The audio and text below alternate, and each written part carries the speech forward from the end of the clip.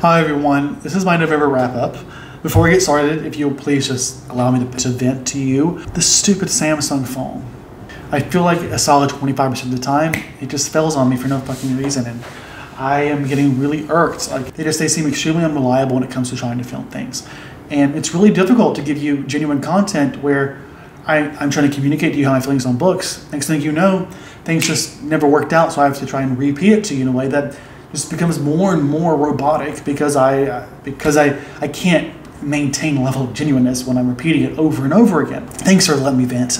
This is my November wrap up. What I will say is that based off my initial attempt at this recording is I had a really good set of books. I didn't read as much as I wanted to, but I found the books engaging and very thought-provoking for a number of reasons that I'm really excited to get into. So if you'll stick with me, let's talk about all the books that I read in November.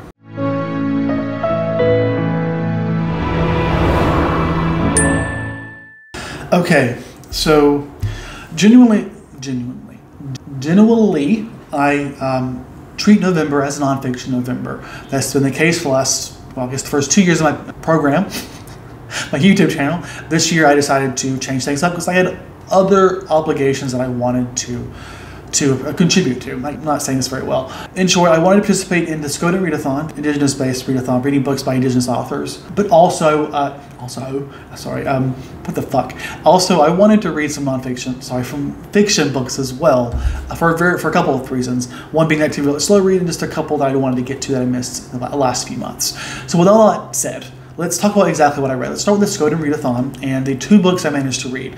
I wouldn't tell you I did read The Winter Counts, which was a thriller, Indigenous work that I wanted to get to. I didn't manage it, but I do plan on getting into it this month in December. I did get to one Indigenous fiction book, and that is My Heart is a Chainsaw by Stephen Graham Jones. What I will say is I did start this in October, but who's counting? Part of the reason I decided to participate in this Skoden readathon is because I realized that I was already reading this book. Why not try to read a few more? It didn't get to quite as many as I wanted. I only read 2, but you know, some is better than none. So this one, I'll say 5 stars. It was my favorite Stephen Graham Jones that I've read ever. And I've read quite a few of his works.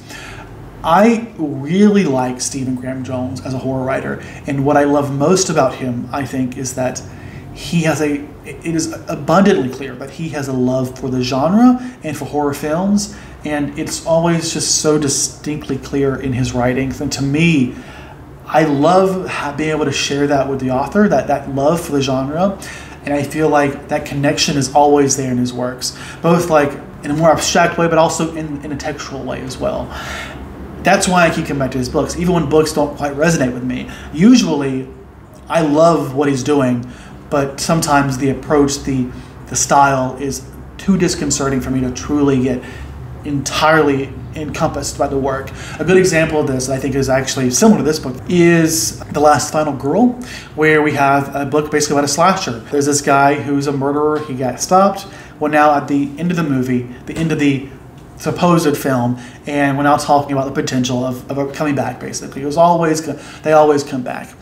But the thing about this book, because that's actually a very similar premise to the one that I'm reviewing now, is that it's written in the framework of as if you're watching a film. Legit, the first opening sequence is like it ends with cut to black, not fade to black. You're slammed against it, or something of that nature, where he's giving you this really visceral experience of what it's like to watch a horror movie, a horror slasher even, and I really appreciated that in that book enough to read it 2 times.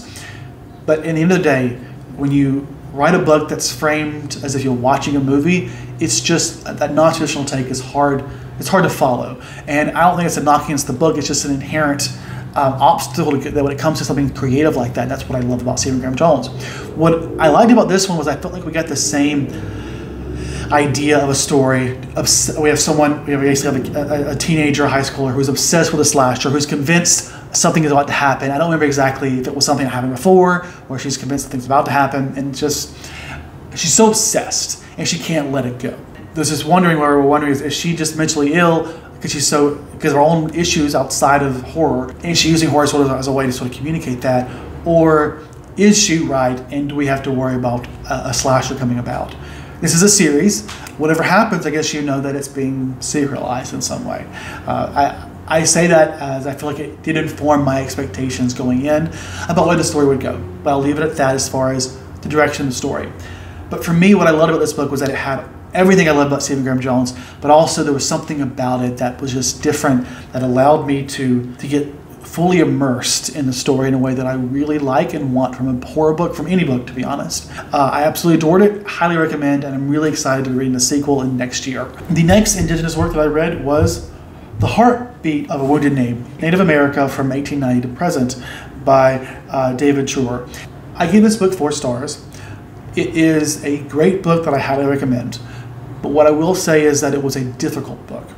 Not just mentally, but also just on, I guess, on an intellectual level. Think about what it's trying to accomplish here. Trying to tell the history of American Native peoples, who is not just one group of people. We're talking about a bunch of different groups of Native peoples represented in this one larger population.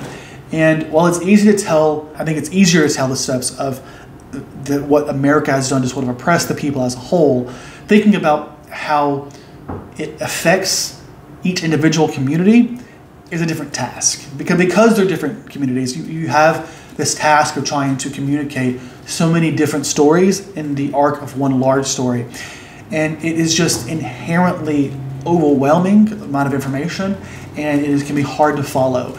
That's not a knock against the book. It's just a obstacle that is unavoidable when trying to tell this kind of story. And I think it's one that I still think is really worth pursuing. It's probably one I'm going to have to reread because of the difficulty that I had following along with some of the details. But I think what it really did accomplish was really communicating what it means to be Native American. Because it's not just about how they're oppressed. It's about understanding who they are as people and what it means to be a part of their community. It is very much a cultural conversation, as much, if not more, than it is about how America has oppressed this group of people. For that reason, again, strongly recommend it. I'm really glad that I read it this month. It's been in my TBR for a while. Ultimately, I decided to put it on because it's got a readathon. Help me motivate me to read more Indigenous works this month. Now, moving on, before I get to nonfiction, let us discuss my fiction reads. There's only 2. Let us start with probably the biggest surprise of the year. Let's see how I want to hopefully be able to communicate this in a way that recreates the excitement that I had talking about it the first go around. Effectively, I read Into the Windwalked Wilds, book 3 of the Up and Under series by A. Deborah Baker, aka Shauna McGuire. This is the companion novel or book within a book from the Middle Game world. And before I talk about what my thoughts on this book, I don't want to get too much in the plot because I don't want to spoil the previous spots. It's not really about that, I think, when it comes to understanding why I like it or not. I need necessarily, though, my point is to talk about the first 2 books, to appreciate my mindset coming in and why it's such a big surprise. I gave it 5 stars. I'm going to tell you that now. Spoilers, I guess. Spoilers for my expectations, not for the book. The first book was an allegory for what was going on in Middle Game, and she took that stuff from Middle Game, the sort of segments in this book that she sort of communicated in that book originally, and to make this bigger story. And the story of Up and Under is basically, in my opinion, sort of a mishmash of a lot of other child stories, kind of like The Wizard of Oz. And I loved it for that. I really appreciate all the references that were going on in this fantasy middle grade world. But when we got to book 2, when I realized there would be more than one, I couldn't help, it became apparent rather, or it felt that she didn't quite have an idea where she wanted to go with it. It felt as if the world wasn't fully realized in a way that was disappointing. I'm still coming back to it, obviously, because I'm invested in the world enough to keep going. But it just felt as if we had this really robust world, even if it was, in my opinion, built on the back of other works. In a way that's not bad, it's just sort of a bunch of homages. But the second one was like we had, instead of a series of things going on, we have one slightly longer obstacle that they have to overcome. I just felt as if she was trying to come up with something to fill the space rather than the world itself really being expanded beyond what she had already developed in Middle Game, which itself was just such a monolith of a world. It was all, the first story was built with Middle Game, which I feel like took more energy out of her than this. It's just a different input. It's my interpretation. But then we get to book 3, and basically I felt as if we returned to book 1 in the sense that we weren't focusing on one giant obstacle. We were appreciating that there's a lot of different things going on here that you have to overcome. This is this very long journey.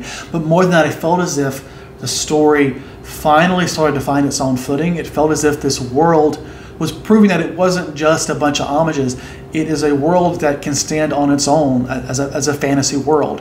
And for me, I just really started to appreciate it as that, as its own thing. And that's what surprised me, made me really love the book. But more than that, I felt like I was so engrossed. There were points where I had to pause the book because there was like some despicable characters that I was thinking in my head how much I despised them. And I love a book that gets me so engrossed that I have to stop to think about everything that just happened. It's not like some revolutionary work here, but it was enough to make me just think, I wish I was there so I could say this. It had all the right stuff. It made me feel engrossed while simultaneously feeling as if it was finally realizing what it was as a world and as a series in a way that I just truly adored. Now moving on to Fledgling by Octavia Butler. Okay, it happened again. Phone's crashing. It seems worse than usual, honestly. But let's keep going. Fledgling by Octavia Butler. I already gave my review now for the second time, so this is the third time. Let's do this again. Check out Octavia Butler's slow read for a full discussion. Let me break this down. My conversation was too long before anyways. This is a book about vampires, but it's different because the vampires are effectively a different species, more than supernatural. And it follows this supposedly young girl, about 10 years old in appearance, who is a vampire, and she is the first black vampire. And it basically gives her the ability to basically survive better in sunlight. It creates this really interesting racial dynamic that is explored by Octavia Butler within this world. But on top of that, there's also many other dynamics going on, which is largely, I want to say, power dynamics. Because I mentioned the fact that she's in the body of a 10-year-old, but she's actually much older than that. She's a fully fledged adult. So she technically has the maturity then, or assumed to have the maturity of an adult, of a human adult. What am I trying to say? This is so goddamn irksome. Having to do this over and over again. It's only a matter of time until I get in my head. Let's put it short. The book deals with power dynamics. We have a vampire with people she feeds on who are emotionally connected to her, on a chemical level. But at the same time, there are adults who are interacting both in a normal way, but also in a sexual way with someone with the body of a child. And that dynamic, it's not as simple as saying, oh, she's an adult. She's mentally adult. Because even if they pretend they get past the fact that she's a child, it's implied that some of them are actually kind of into it. And so it's very uncomfortable, and it's really unsettling trying to deal with that dynamic. This book I gave a 4-star, maybe slightly 4 to 4.5. This is my second time reading it, and this was the first reread of Octavia Butler that I've ever given a lower rating to this I can go around. The first time, I think it was still closer to 4.5, but it was sort of pushing towards 5. And I think for me, it was the conversation of consent, because my understanding of consent has evolved. I have a better appreciation of what it means when you think about consent and age and the ability of someone to consent. Our society has a fixation on age as this number being the defining factor of when someone is capable to consent. But we don't really consider the physical component that comes with the maturity and ability to consent. I'm talking about how the brain evolves. Obviously experience plays a crucial role in consent, but I think we ignore the factors that come with just physical development. The brain's not fully developed till 25, and we have to reckon with that factor. What does that mean when it comes to the ability of someone younger than that to consent? And to get to the point of what made me uncomfortable, what bothered me rather with this book, it's not that it was uncomfortable. I don't mind being uncomfortable. I think it's good to be put in uncomfortable situations that makes us think.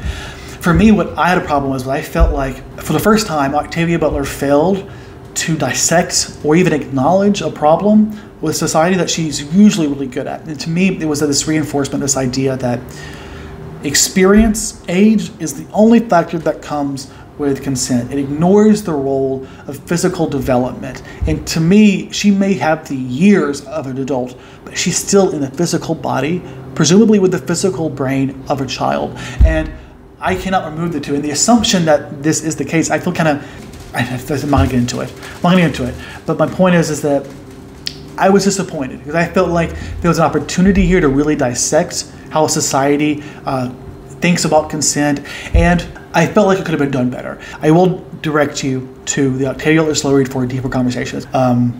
Sorry, I struggled there. The problem with repeating things is that when it's not as good the second time, I'm aware of how good it was the first time, as far as, you know, how I'm communicating it. And it gets in my head. It's a feedback loop. It's like a spiral. I think some of y'all can probably understand. But we're here. Okay, I'm out of it. I was panicking there for a second. Let's keep going. Looks like it's still recording. Thank the Samsung gods. Okay, let's get into my nonfiction. Oh, one thing I will say is that actually I had 2 nonfiction books that I sort of finished in the first couple of days of December. Heartbeat of the Wounded Knee was one of them. So I technically, both of my Skoden readathons were bleeding into the months outside of November, but again, who's counting? But the other book, I guess I'll say, that I finished in late November or early December was Cycles of Time, An Extraordinary New View on the Universe by Roger Penrose, and this was a massive disappointment.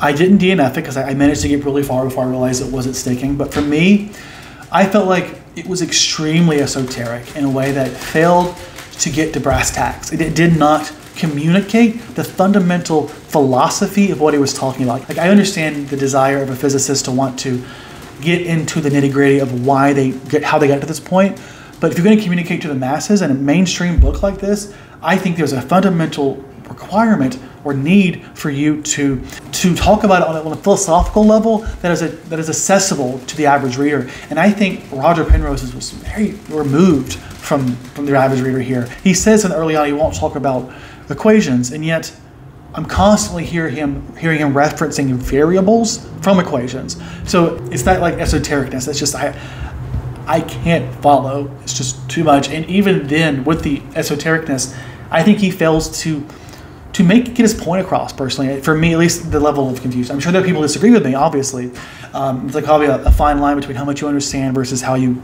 follow the philosophy, but I think it could have been done better, and I was just very disappointed. This was a 2-star for me, and I hate it because I really love books that deal with the cosmos and like the grand scheme of things. I guess I didn't talk about what it was about. Effectively, he's talking about how the Big Bang happened, what happened before the Big Bang, and that was something I'm really intrigued about, partly because I have certain ideas based on the stuff that I've read, but I want deeper dives, and maybe I'm just not equipped mentally or academically with my background for that, but this book didn't really help.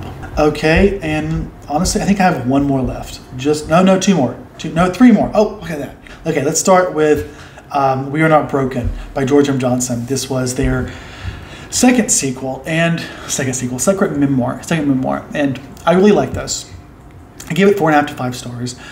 I need to reread their first memoir because I think their book, the conversation about what it means to be like born male and not always feel entirely masculine. Like, I've been reading a lot from queer, non-binary perspectives, and it's made me reflect on my own identity in a way that I've started to become more open with.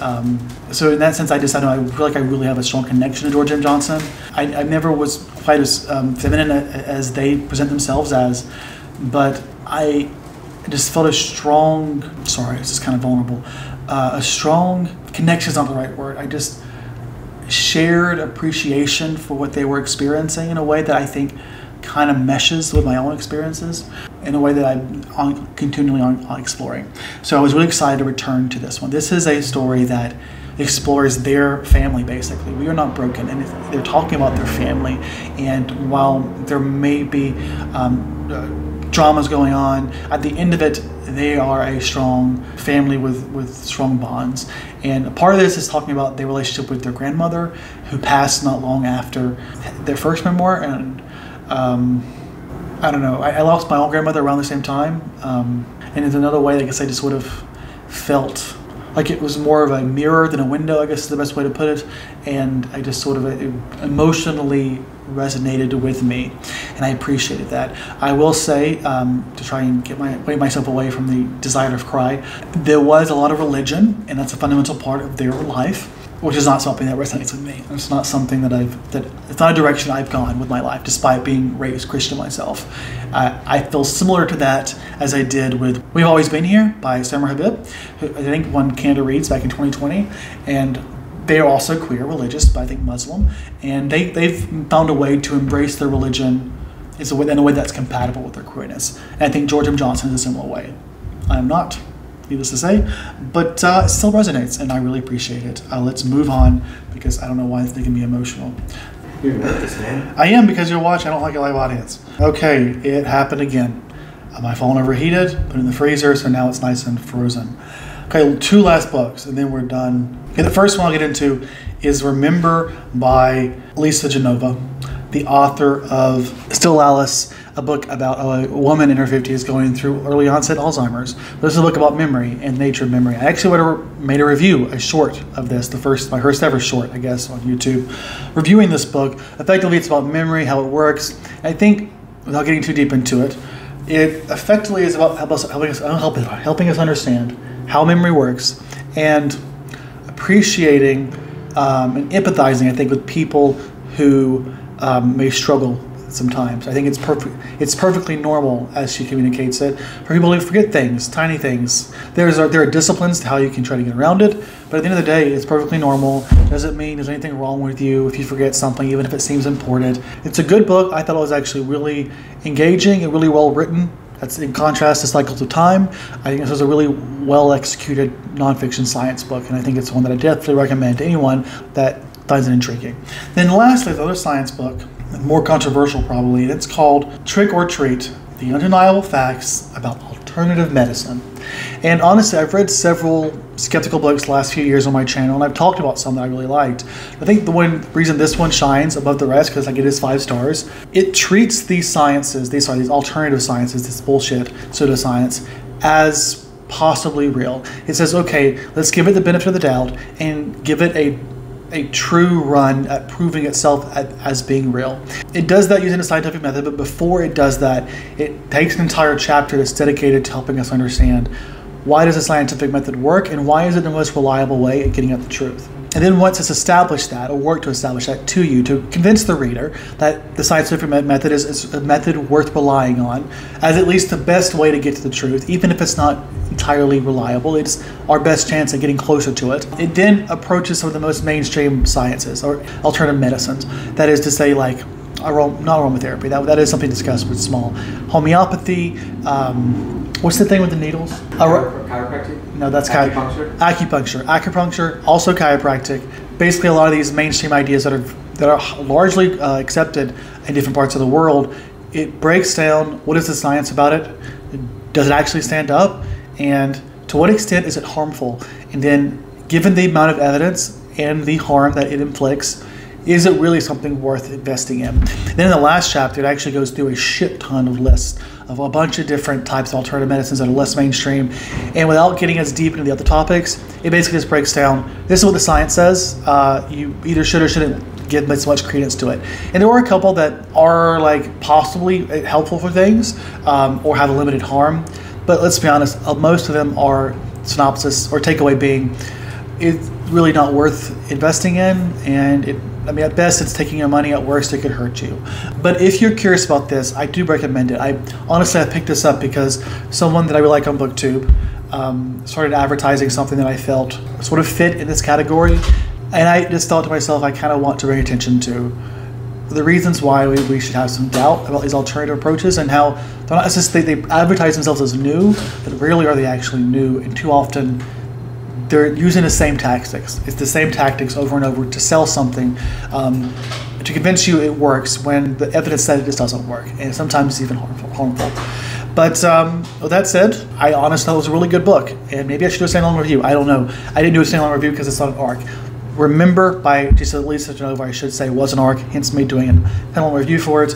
But this is a book that I thought was really engaging, one that I think could have a bigger conversation. And I guess my point here is that I don't know if people find this interesting, but nevertheless, I do strongly encourage it. It will be on my list of favorite nonfiction at the end of the year. So, with all of that said, those are my thoughts for Nonfiction November. This video was hard to make, but thankfully the books I read were really thought-provoking, even when I didn't like them that much. And I hope you enjoyed my conversation. Hopefully I sparked your interest and got you to read something else. In either case, I hope you have a great day, stay safe, and I'll see you all next time. Okay?